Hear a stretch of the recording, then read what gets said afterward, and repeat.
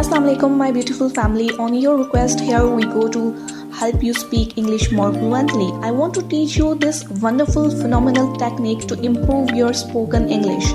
Technique क्या कहती है? टेक्निक का नाम ही बड़ा ट्रिपी है. नेम कहता है सोचेगा तो बोलेगा. एक फेमस कोटेशन है जो कि मेरे दिल में बहुत करीब है. वो ये है कि great teachers encourage mind to think. मतलब टीचर वही अच्छा है जो एक जुनून जगा सके, जो आपके अंदर वो स्पार्क जगा सके. Means you could enlighten the fire of curiosity in you. कि आप खुद से कहो कि यार ये कैसे बोलना है, इसको ऐसे कैसे बोलना है. तो खैर आज सीखते हैं कि जब आप बोलना स्टार्ट करते हैं वो आपके पास एक अपॉर्चुनिटी होती है अपनी इंग्लिश प्रैक्टिस करने के लिए. इसको इंग्लिश में कैसे बोलेंगे? इसे कहेंगे every sentence you utter it gives you an opportunity to practice your spoken English. English बोलना कुछ नहीं है, बस ये एक हैबिट बिल्ड करने वाली बात है. ग्रामर तो आप कब से सीख रहे हो, वोकैबुलरी भी आप कब से पढ़ रहे हो, किसी ना किसी से कुछ ना कुछ सीख रहे हो. तो इसको हटाओ, वो बोलना सीखो जो आप एग्जैक्टली बोलने का दिल करता है. इनिशियली ये प्रोसेस डिफ़िकल्ट होगा क्योंकि आपको लगेगा कि यार इसकी इंग्लिश नहीं बन रही. आपके अपना जो माइंड है उसको स्ट्रगल करने दो कि इंग्लिश नहीं बन रही. अरे आज नहीं बन रही तो कल बनेगी ना. उन सेंटेंस को नोटबुक में लिखते रहो. देखो एक सिचुएशन समझो. आप इमेजिन करो कि आप एक रूम में बैठे हुए हो कंफर्टेबली और यहाँ पर आपके पास एक बुक पड़ी है और आप उससे रीड कर रहे हो. अचानक आपकी नज़र पड़ती है एक टॉवल पर जो कि फर्श पर गिरा हुआ है. अब उसको उठाने के लिए किसी को बोलना ये तो एक अंडरस्टूड है, लेकिन यहाँ पर आपके पास एक अपॉर्चुनिटी छुपी हुई है कि आप इस इंस्ट्रक्शन को इंग्लिश में देने की कोशिश करो. क्योंकि घर एक ऐसा प्लेस होता है जहाँ पे आप विदाउट हेजिटेशन कुछ भी बोल सकते हो. where you could start speaking English without any fear of being judged, without feeling hesitant. घर में कोई नोटिस नहीं करेगा. मैंने अपने भाई को बुलाया और उसे कहा कि इस टॉल को उठा के टांग दो. तो जब इसे ट्रांसलेट करेंगे तो ये हो जाएगा, brother please pick up the towel off the floor and hang it on the door. Hang का मतलब है टांगना और दरवाजे के ऊपर टांगने को कहेंगे hang it on the door. Pick up the towel off the floor मतलब फर्श पर गिरा हुआ है.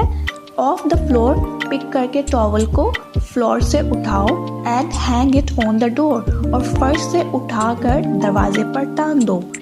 ये तो थी सिंपल सिचुएशन. दूसरी सिचुएशन को देखो.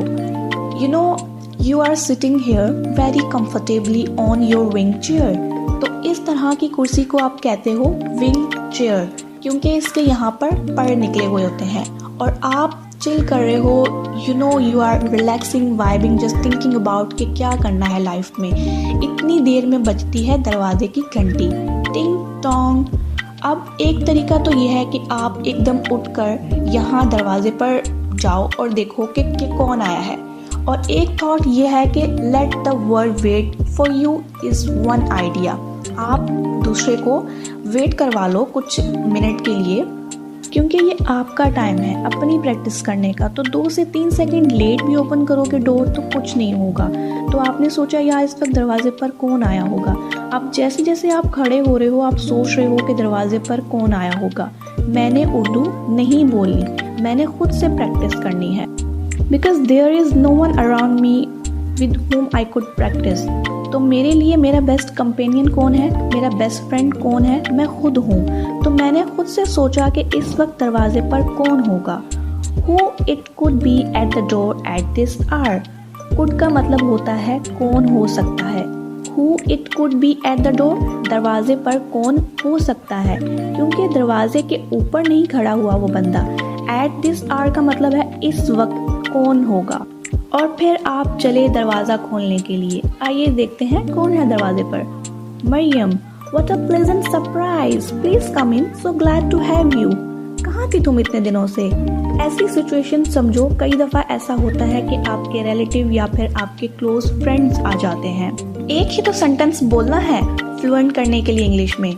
What a pleasant surprise, so glad to have you. What a pleasant surprise का मतलब है बड़ा अच्छा लगा आपको देखकर. So glad to have you आपको देखकर.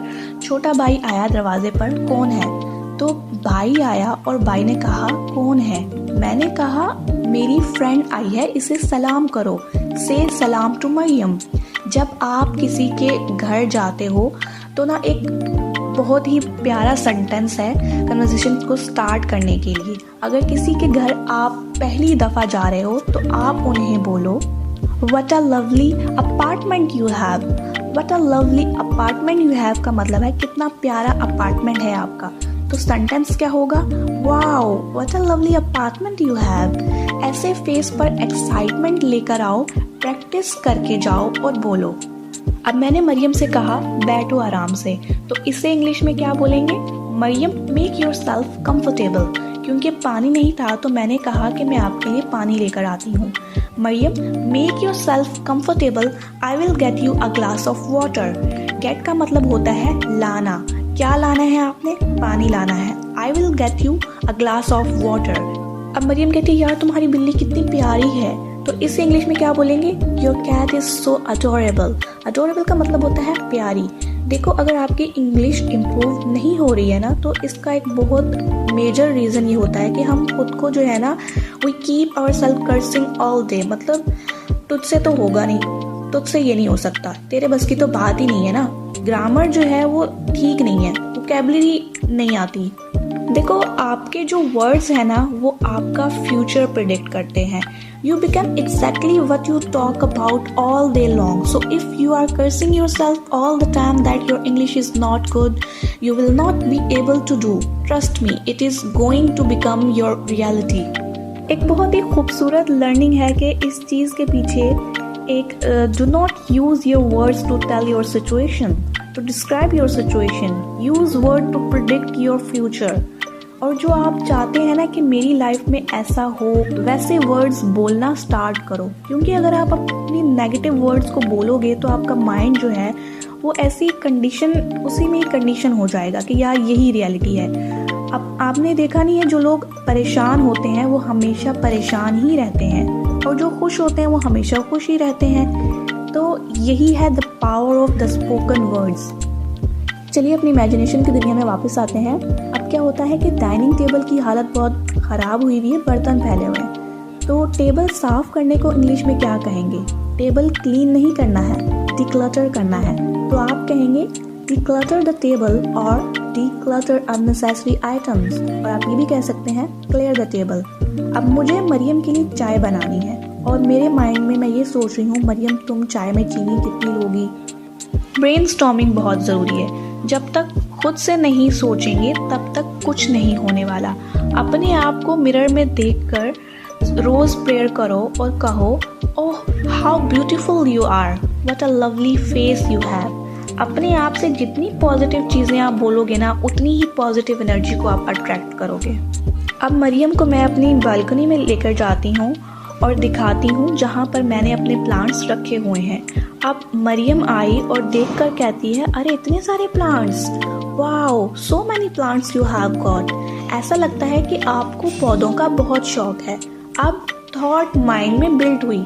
थॉट के माइंड में बिल्ट होते ही आपने प्रोसेस करना स्टार्ट कर दिया कि इसकी इंग्लिश क्या होगी। तो इंग्लिश में आप कह सकते हैं wow it seems like you have a great liking for plants. Thoughts को इम्प्रूव करना बहुत ज़रूरी है। It's not always about grammar and vocabulary. Sometime people are not able to formulate right sort of thought. मतलब दिमाग में सोच ही नहीं है, और जब सोच ही नहीं होती है तो क्या होता है, सही तरह से इंग्लिश दिमाग में आती ही नहीं है। Well this is Nimisha signing off until we meet again. Thank you.